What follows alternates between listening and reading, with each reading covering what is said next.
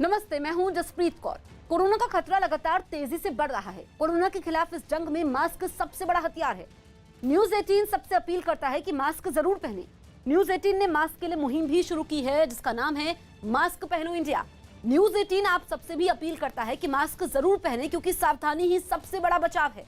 दिल्ली के एक बड़े होटल में हाईकोर्ट के जजों, अधिकारियों और उनके परिवार के लिए 100 बेड का कोविड केयर सेंटर बनाने के मामले में आज हाईकोर्ट में सुनवाई होगी। हालांकि हाईकोर्ट की सख्त टिप्पणी के बाद दिल्ली सरकार ने कोविड केयर सेंटर बनाने के आदेश को वापस ले लिया है। सूत्रों के मुताबिक इस तरह के किसी भी आदेश की जानकारी मुख्यमंत्री अरविंद केजरीवाल या फिर उप मुख्यमंत्री मनीष सिसोदिया को नहीं थी। सिसोदिया ने ट्वीट कर बताया कि इस आदेश को तुरंत वापस लेने के निर्देश जारी कर दिए गए।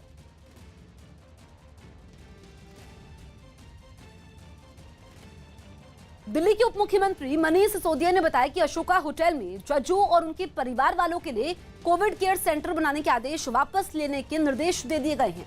उन्होंने ट्वीट किया कि इस आदेश को तत्काल वापस लेने के निर्देश जारी कर दिए गए। दिल्ली के एक बड़े 5 स्टार होटल में हाईकोर्ट के जजों, अधिकारियों और उनके परिवार के लिए 100 बेड का कोविड केयर सेंटर बनाने के मामले में केजरीवाल सरकार की किरकिरी हो गई। न्यूज 18 के विक्रांत यादव की रिपोर्ट है कि इस मामले पर संज्ञान लेते हुए दिल्ली हाईकोर्ट ने सुनवाई शुरू की और दिल्ली सरकार के वकील से कहा कि ऐसी खबर है कि हाईकोर्ट के अनुरोध पर यह किया गया, जबकि उनकी ओर से ऐसा कोई अनुरोध नहीं किया गया। अदालत ने आगे कहा कि सरकार के पास ऑक्सीजन नहीं है, ऐसे में उनके लिए 100 बेड की सुविधा का इंतजाम करना ही दुर्भाग्यपूर्ण है, क्योंकि एक संस्थान के रूप में वो ऐसा नहीं कर सकते कि उनके लिए विशेष व्यवस्था की जाए। हालांकि दिल्ली सरकार के सूत्रों के मुताबिक इस तरह के किसी भी फैसले या आदेश की जानकारी मुख्यमंत्री, उप मुख्यमंत्री या स्वास्थ्य मंत्री को नहीं थी और न ही किसी को इसकी कॉपी भेजी गई। लिहाजा सरकार अब इस बात की पड़ताल कर रही है कि ऐसा कैसे हो गया। दिल्ली में ऑक्सीजन की कमी की मार छतरपुर में 2 दिन पहले शुरू किए गए Sardar Patel Covid care centre पर भी पड़ी। सरदार पटेल कोविड सेंटर ने दिल्ली सरकार से ऑक्सीजन की सप्लाई बढ़ाने की मांग की है, ताकि और मरीजों को भर्ती किया जा सके। इस कोविड सेंटर में फिलहाल 149 कोरोना मरीज भर्ती हैं, जबकि इसकी क्षमता 500 मरीजों के इलाज की है। कोविड केयर सेंटर का कहना है कि वो ऑक्सीजन की कमी की वजह से और मरीजों को भर्ती नहीं कर पा रहे हैं। ऐसे में अस्पताल प्रशासन ने दिल्ली सरकार से ऑक्सीजन मुहैया करवाने की मांग की है।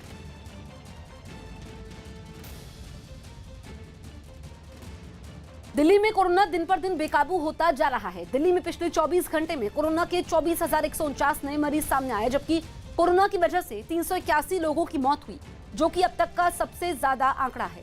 हालांकि पिछले 24 घंटे में करीब 18,000 लोग ठीक होकर अपने घर लौट चुके हैं। कोरोना की वजह से दिल्ली में अब तक 15,000 से ज्यादा लोगों की जान जा चुकी है। तो कोरोना का कहर दिल्ली में जारी है। 24 घंटे में कोरोना से रिकॉर्ड मौतें हुई हैं। एक दिन में 17,862 मरीज ठीक भी हुए हैं और 24 घंटों की अगर हम बात करें तो 24,149 नए मामले सामने आए हैं। दिल्ली में लॉकडाउन है, उसके बावजूद केसेस आ रहे हैं और जो मौतों का आंकड़ा है वो रिकॉर्ड छू रहा है।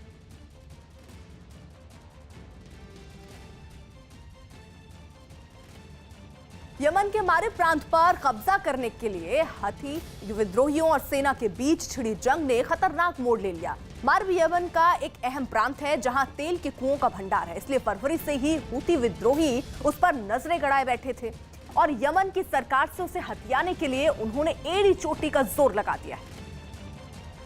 लेकिन यमन की सेना के आगे उनका हर वार खाली जा रहा है।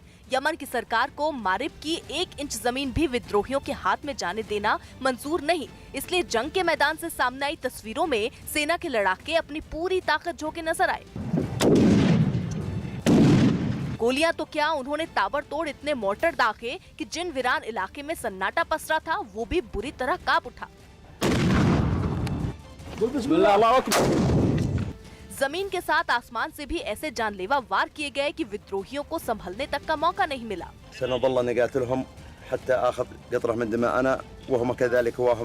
यमन में विद्रोहियों और सरकार के बीच करीब 7 साल पहले जंग शुरू हुई थी। वर्चस्व की इस लड़ाई में लगभग 1,30,000 लोगों की बलि चढ़ चुकी है, लेकिन ये खूनी जंग खत्म होने का नाम नहीं ले रही। महाराष्ट्र में कोरोना का कहर जारी है। पिछले 24 घंटे में राज्य में कोरोना की वजह से 895 लोगों ने दम तोड़ दिया। ये एक दिन में मौत का अब तक का सबसे बड़ा आंकड़ा है। वहीं पिछले एक दिन में 66,398 कोरोना के नए मरीज सामने आए, जबकि पिछले 24 घंटे में 67,752 मरीजों को इलाज के बाद उन्हें घर भेज दिया गया। वहीं मुंबई में पिछले एक दिन में 4,000 से ज्यादा मरीज मिले, जबकि 49 लोगों की जान चली गई। मुंबई में कोरोना की रफ्तार पर काबू पाने में थोड़ी कामयाबी मिलती दिख रही है। न्यूज़ 18 के रवि सिंह की रिपोर्ट है कि कोरोना की दूसरी लहर की शुरुआत जानकारों के मुताबिक मुंबई में काफी पहले हो गई थी, तो उसी हिसाब से वहां सख्ती शुरू कर दी गई, जिसमें 5 अप्रैल से नाइट कर्फ्यू और 14 अप्रैल से कड़ी पाबंदी शामिल है, जिसका महाराष्ट्र सरकार के मुताबिक अब असर दिखने को भी मिल रहा है। 4 अप्रैल को मुंबई में कोरोना के 11,000 से ज्यादा मरीज सामने आए थे, जबकि उसके 3 हफ्ते बाद यानी 26 अप्रैल को 24 घंटे का यह आंकड़ा घटकर 3,876 हो गया और पिछले 3 दिन से वहां रोजाना मरीजों की संख्या 6,000 से कम है। जानकारों का दावा है कि देश के दूसरे हिस्सों में कोरोना 2 हफ्ते पहले बढ़ना शुरू हुआ। ऐसे में इन जगहों पर देर से महामारी काबू में आएगी। यूपी में भी कोरोना के मामले थमते नजर नहीं आ रहे हैं। पिछले 24 घंटे की बात करें तो राज्य में कोरोना के 32,993 नए मरीज सामने आए, जबकि कोरोना की वजह से 265 लोगों की मौत हो गई। हालांकि पिछले एक दिन में 30,000 से ज्यादा लोग ठीक होकर अपने घर लौट चुके हैं। राज्य में अभी कोरोना के 3,06,000 एक्टिव केस हैं।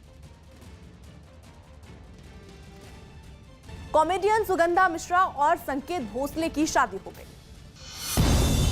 मशहूर कॉमेडियन सुगंधा मिश्रा और संकेत भोसले शादी के बंधन में बंध गए। दोनों ने पंजाब के जालंधर में अपने परिवार की मौजूदगी में शादी की। दिल्ली पुलिस ने प्रशांत विहार इलाके में कोरोना से जान गंवाने वाले एक आदमी का अंतिम संस्कार किया। वहीं सराय रोहिल्ला इलाके में भी पुलिस वालों ने एक बुजुर्ग महिला के शव को कंधा दिया। कोरोना के बढ़ते खतरे को देखते हुए ऑस्ट्रेलिया ने भारत से आने वाले विमानों पर रोक लगा दी। ये पाबंदी 15 मई तक जारी रहेगी।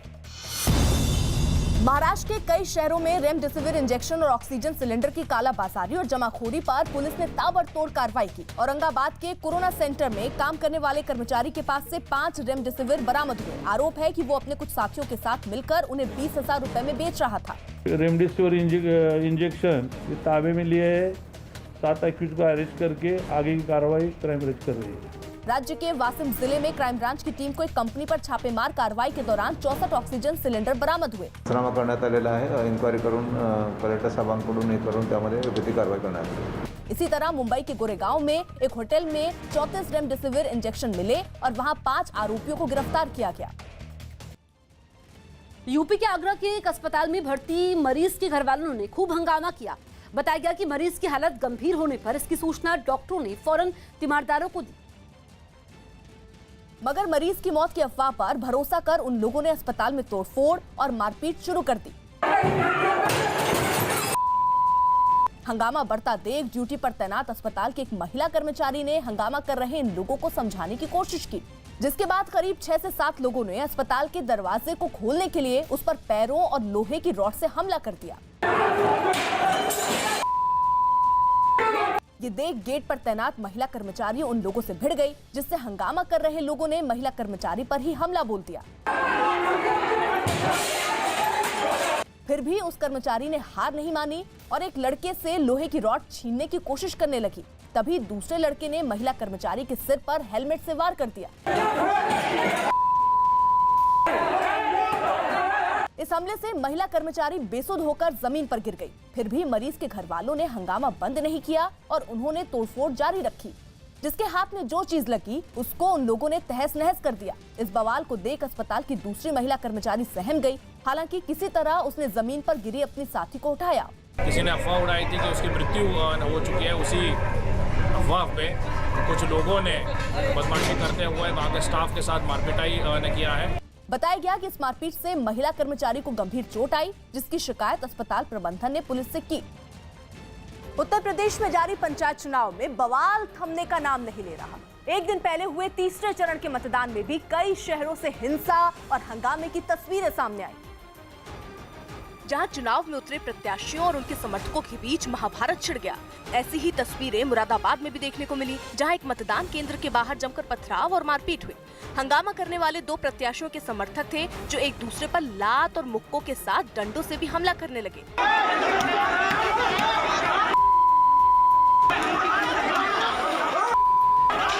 मतदान केंद्र के बाहर लड़ते लड़ते दोनों पक्ष गांव तक पहुंच गए, लेकिन कोई किसी से हार मानने को तैयार नहीं दिखा। वहीं गांव के दूसरे लोग अपने घरों की छतों पर खड़े होकर ये तमाशा देखते रहे। कोई बीच बचाव करने के लिए आगे नहीं आया। बाद में इस घटना की जानकारी पुलिस को दी गई।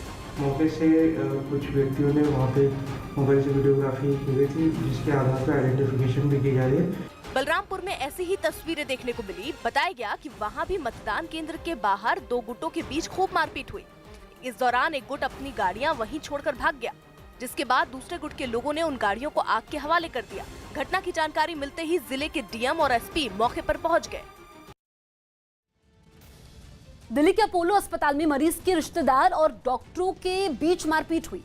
कोरोना का कहर झेल रहे देश के कई अस्पतालों से ऐसे वीडियो पहले भी सामने आ चुके हैं, लेकिन दिल्ली के अपोलो अस्पताल की तस्वीर ने तो हैरान कर दिया।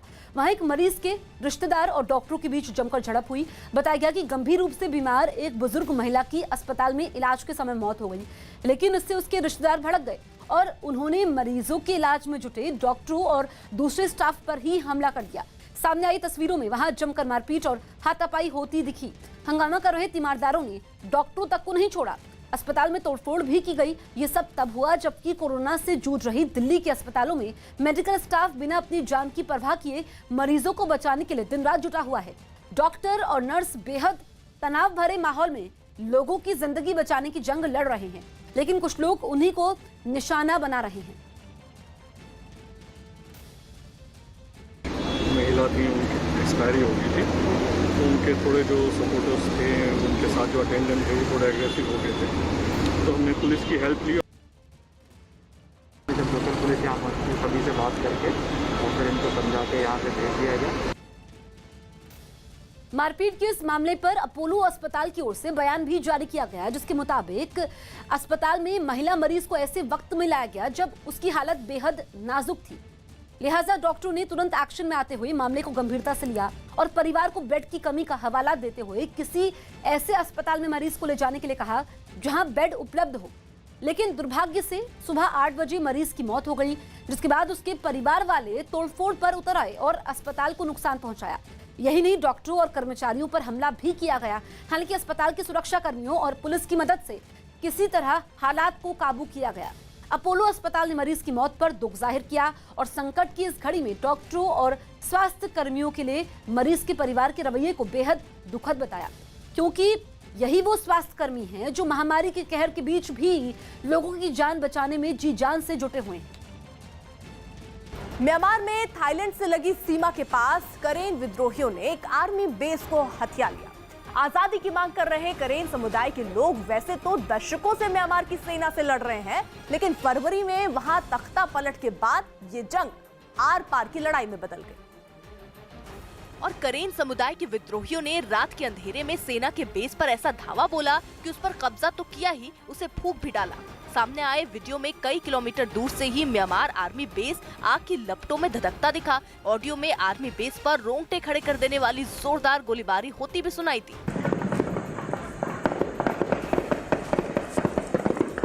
पिछले लगभग 3 महीने से म्यांमार की सेना करेन राज्य पर ताबड़तोड़ एयर स्ट्राइक कर रही है, जिसके जवाब में करेन समुदाय के विद्रोही म्यांमार की सेना के ठिकानों पर हमले कर रहे हैं।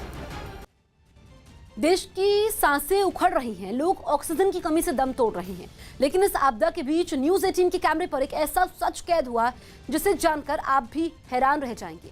न्यूज़ 18 की टीम ने इस त्रासदी में भी ऑक्सीजन लूटकर लोगों को मौत के मुंह में ढकेलने वालों का पता लगाया और जो हकीकत सामने आई उसे देख आपका दिल भी दहल जाएगा।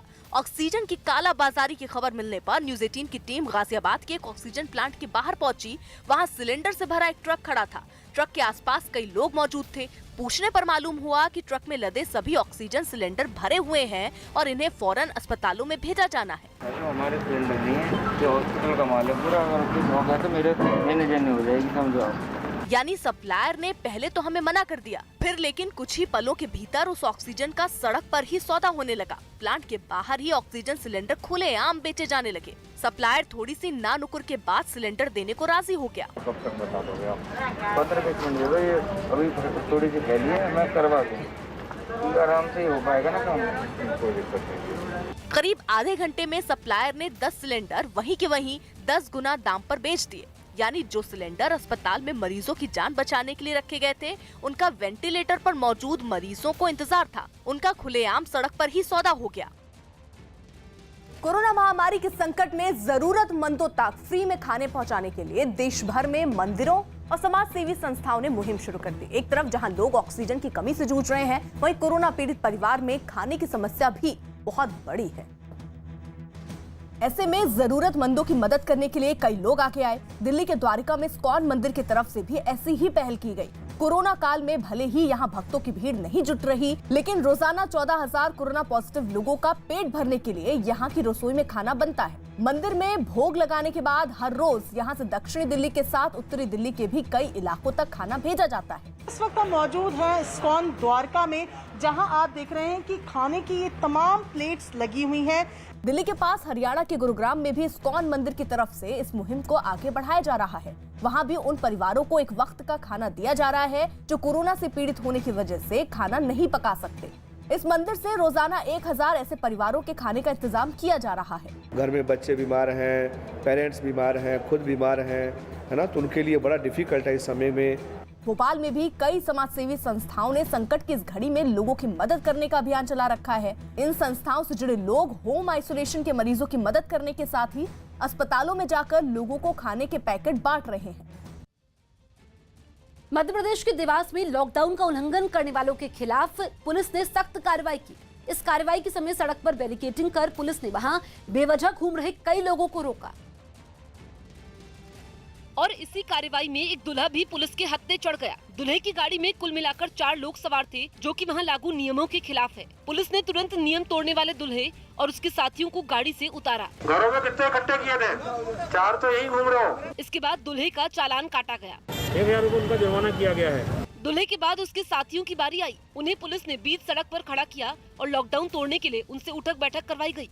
कान पकड़ो, हाँ चलने दीजिए। चालान भरने के बाद ही दूल्हे को वहां से जाने दिया गया। इसी तरह पुलिस ने कोरोना में लागू सख्त नियमों का उल्लंघन करने वाले कई लोगों को बीच सड़क पर उठक बैठक करवाई। देश भर में कोरोना संकट के बीच पीएम नरेंद्र मोदी ने कल एक बार फिर अहम बैठक की। इस बैठक में उन्होंने देश में ऑक्सीजन की सप्लाई और मौजूदा मेडिकल इंफ्रास्ट्रक्चर की समीक्षा की। बैठक के समय पीएम मोदी ने अधिकारियों को हेल्थ इंफ्रास्ट्रक्चर को तेजी से विकसित करने का निर्देश दिया।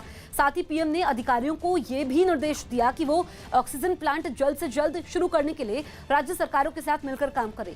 पीएम मोदी ने इस बात पर भी जोर दिया कि राज्यों की सभी एजेंसियां कोविड प्रबंधन के दिशा निर्देशों का ठीक से पालन करें। इस बीच बैठक में मौजूद अधिकारियों ने पीएम को देश में ऑक्सीजन की उपलब्धता और आपूर्ति में तेजी लाने के लिए किए जा रहे प्रयासों के बारे में जानकारी भी दी। अमेरिका की खुफिया एजेंसियों की ताकत और बढ़ाने के लिए कैलिफोर्निया से जासूसी करने वाला एक नया उपग्रह अंतरिक्ष में लॉन्च कर दिया गया। अमेरिका के राष्ट्रीय सुरक्षा मिशन का बड़ा हथियार साबित होने वाला ये उपग्रह बेहद गोपनीय है, जिसे पृथ्वी की कक्षा में पहुंचाने के लिए 233 फीट की ऊंचाई वाले बेहद ताकतवर और विशाल डेल्टा 4 हैवी रॉकेट को चुना गया। जैसे ही काउंटडाउन खत्म हुआ, रॉकेट का जबरदस्त इंजन चालू हो गया और रॉकेट अपनी मंजिल पर निकल पड़ा। वो इतनी तेजी से आसमान की तरफ बढ़ा कि उसके नीचे धरती थर-थर कांपने लगी। तेज रफ्तार रॉकेट पलक झपकते ही दूर आसमान में पहुंच गया और अगले ही पल पृथ्वी उसके नीचे नजर आने लगी। इस मिशन के दौरान कंट्रोल रूम में कई वैज्ञानिक रॉकेट की उड़ान पर नजरें गड़ाए बैठे थे।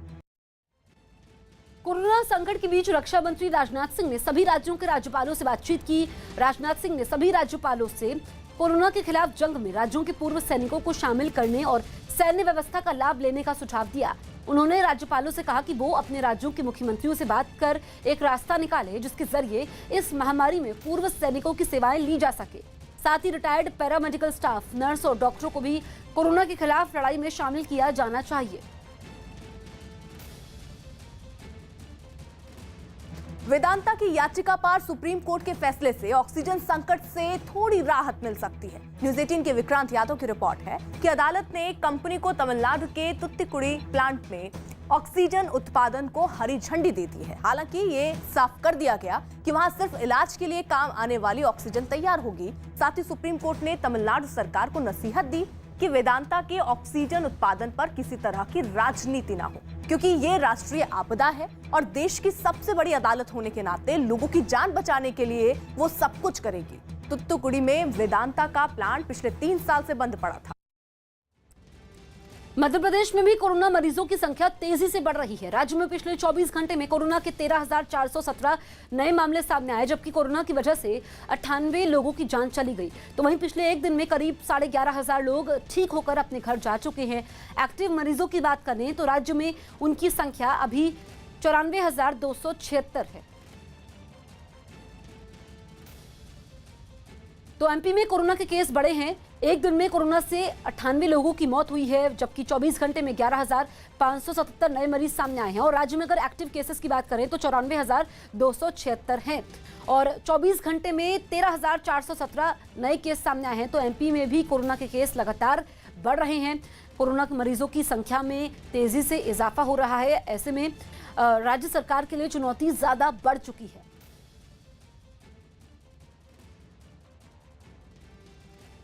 कोरोना के बढ़ते मरीजों के साथ ही ऑक्सीजन प्लांट पर सिलेंडर के लिए महामारी शुरू हो गई है। इस महामारी के कहर से देश भर में ऑक्सीजन सिलेंडर की मांग पिछले कुछ दिनों में तेजी से बढ़ी है, जिसका नतीजा ये हुआ कि सभी ऑक्सीजन प्लांट पर 24 घंटे लाइन लगी है। उत्तर प्रदेश के वाराणसी से जो तस्वीरें सामने आई, उनमें एक ऑक्सीजन प्लांट के बाहर लोगों का जमावड़ा दिखा। अस्पताल कर्मचारी के अलावा कई लोग वहां ऐसे भी थे जो अपने मरीजों के लिए खुद ही ऑक्सीजन सिलेंडर लेने पहुंच गए। हालांकि प्लांट के बाहर ही लोगों को सरकारी नियम की जानकारी दे दी गई ताकि कोई इनका गलत इस्तेमाल ना कर सके। वहीं प्लांट के कर्मचारी भी दिन रात अपने काम में जुटे दिखे। आम दिनों में 2 से 3 घंटे ही ऑफिस बैठता था। आज की कंडीशन ये है कि 24 घंटे कम पड़ रहे हैं इसको पूरा करने के लिए।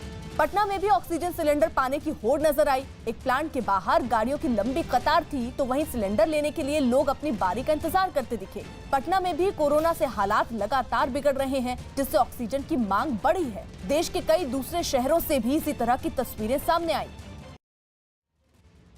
बिहार में भी कोरोना मरीजों की संख्या लगातार बढ़ रही है। पिछले 24 घंटे में राज्य में 12,604 नए मरीज सामने आए हैं।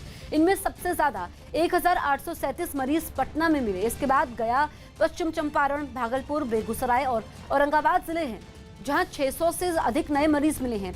कोरोना पर चर्चा के लिए आज एक बार फिर आपदा प्रबंधन समूह की बैठक होगी। इस बैठक में राज्य में और सख्ती बढ़ाने पर फैसला लिया जा सकता है।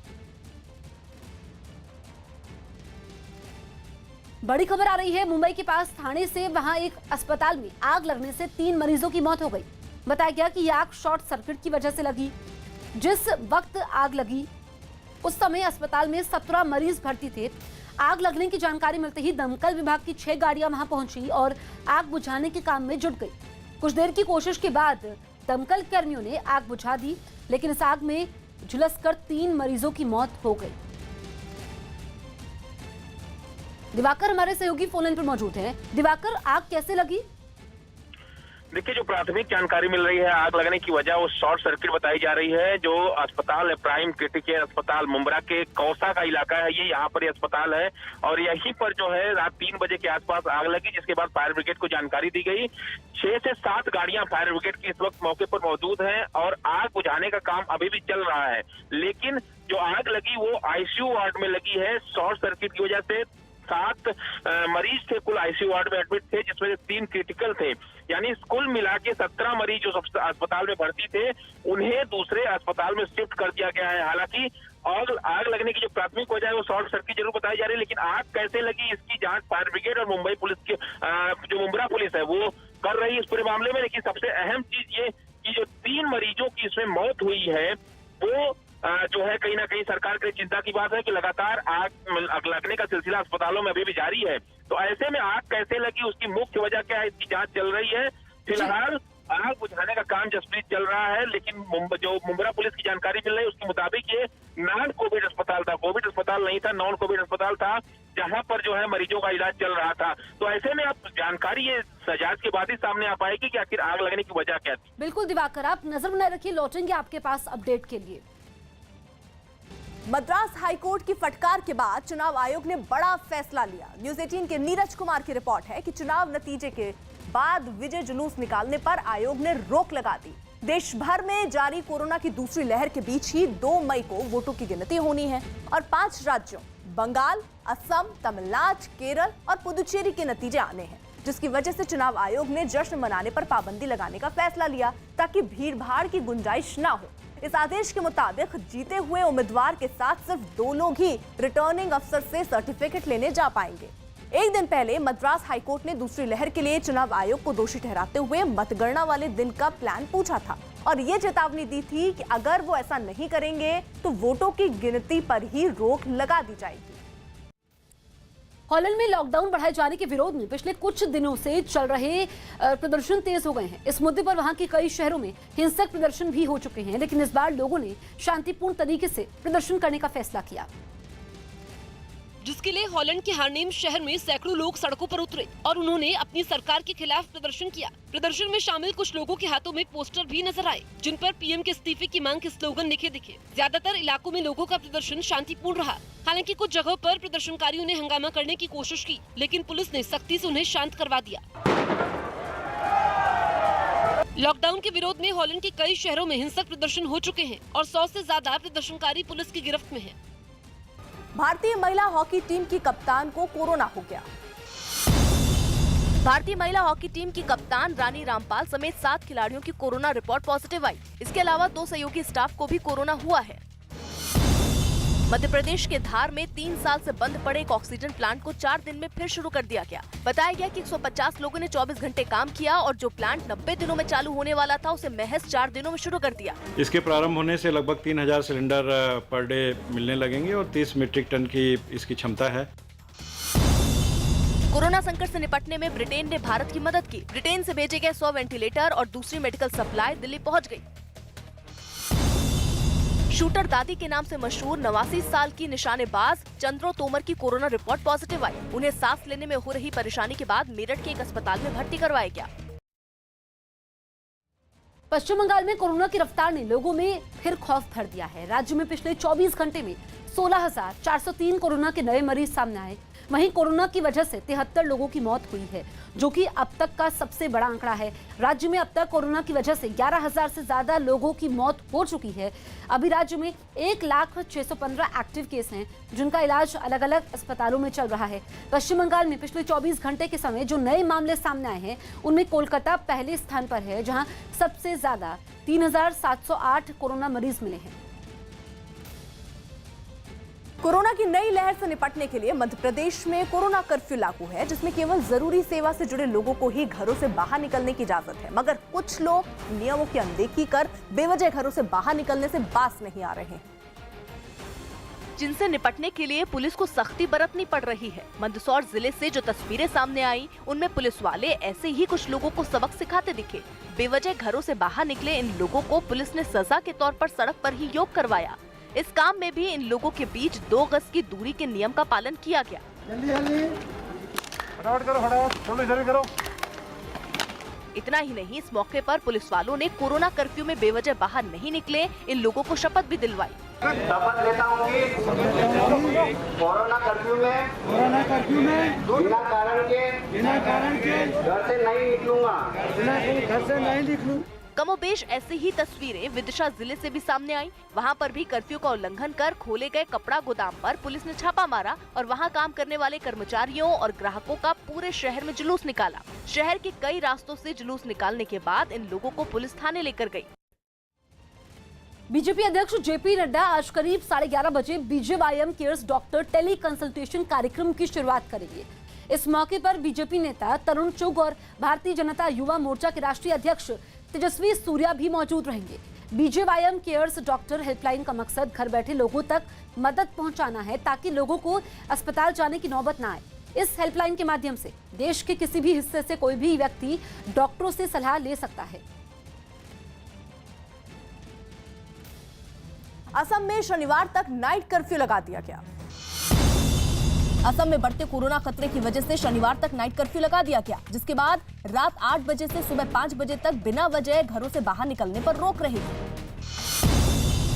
प्रियंका चोपड़ा ने अमेरिकी राष्ट्रपति जो बाइडेन से भारत की मदद की गुहार लगाई। उन्होंने कोरोना संकट से निपटने के लिए भारत को वैक्सीन देने की अपील की। उत्तराखंड में बढ़ते कोरोना के मामले को देखते हुए हेमकुंड साहिब की यात्रा को फिलहाल टाल दिया गया। इस यात्रा की शुरुआत 10 मई से होनी थी। महाराष्ट्र के औरंगाबाद में पुलिस ने रेमडेसिविर इंजेक्शन की कालाबाजारी करने के आरोप में 7 लोगों को गिरफ्तार कर लिया। आरोपियों के पास से पुलिस को 5 रेमडेसिविर इंजेक्शन भी बरामद हुई। 7 आरोपी और उनका कार और रेमडेसिविर इंजेक्शन ये ताबे में लिए है। कोरोना संकट की मार झेल रही मुंबई में ड्यूटी पर तैनात सभी पुलिस वालों को अब डबल मास्क और फेस शील्ड लगाना जरूरी होगा। अपने जवानों के बचाव और सुरक्षा के लिए कमिश्नर ने ये नया आदेश जारी किया।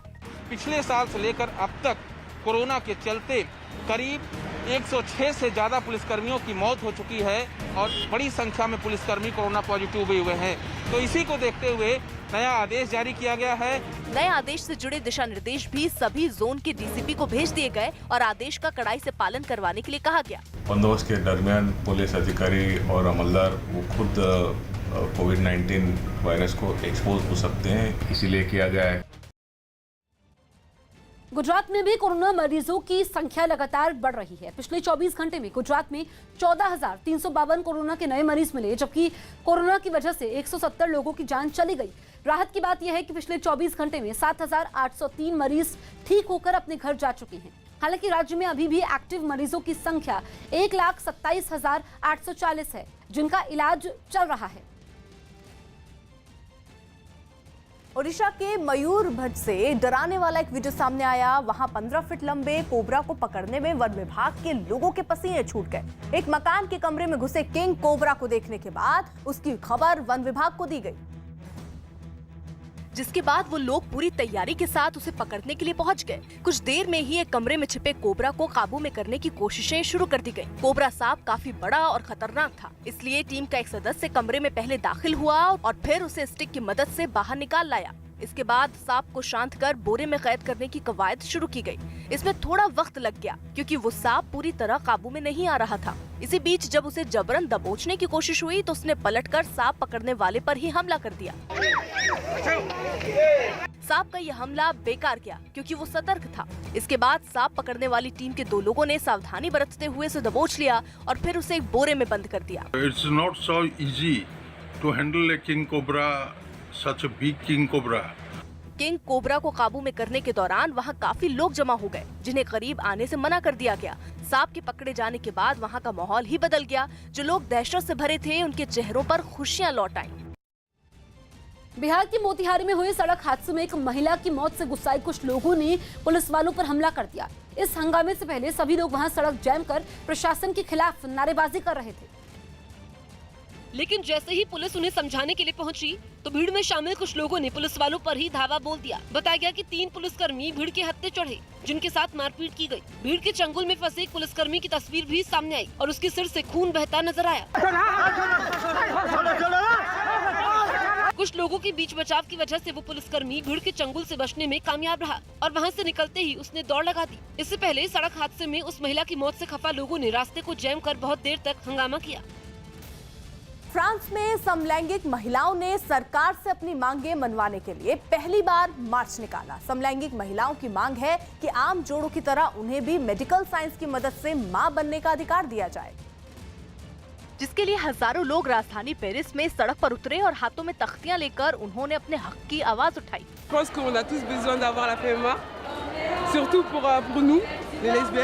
असल में फ्रांस में अविवाहित महिलाओं और समलैंगिक महिलाओं के जोड़ों को मेडिकल साइंस की मदद से मां बनने का अधिकार देने वाला बिल संसद के सामने है, लेकिन उसके ऊपरी सदन में बिल पर अड़ंगा लग गया है। इसी वजह से समलैंगिक महिलाओं ने प्रदर्शन किया।